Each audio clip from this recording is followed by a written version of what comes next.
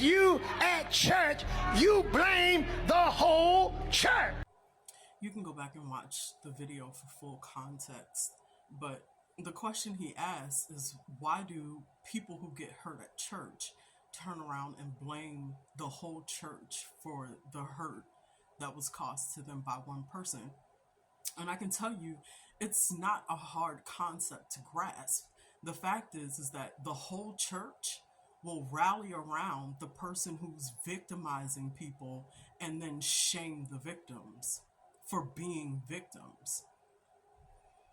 What's so hard about that? You all see your bishops and pastors, ministers, your deacons, whoever, are going around the church causing trauma to different members who don't have titles and status in the pulpit, and you call them anointed and pull out a scripture saying that God said, "Don't touch my anointed," while your anointed is going around the church touching other people.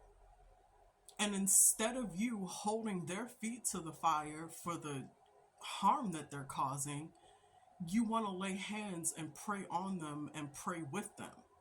Meanwhile, you turn around and tell their victims, "Oh, don't talk about that. Don't tell people what happened. Well, you should have did this. You should have did that." You blame the victim for being a victim, and you say absolutely nothing about the person who is victimizing people. This is why the whole church gets blamed, because the whole church is to blame. You all worship these pastors and bishops the way you should be worshiping God. And when they cause harm to the congregation or the community, instead of you sitting them down and making them take accountability and responsibility for the harm that they're causing, you let them slide. You let them get away with it. You make excuses for it.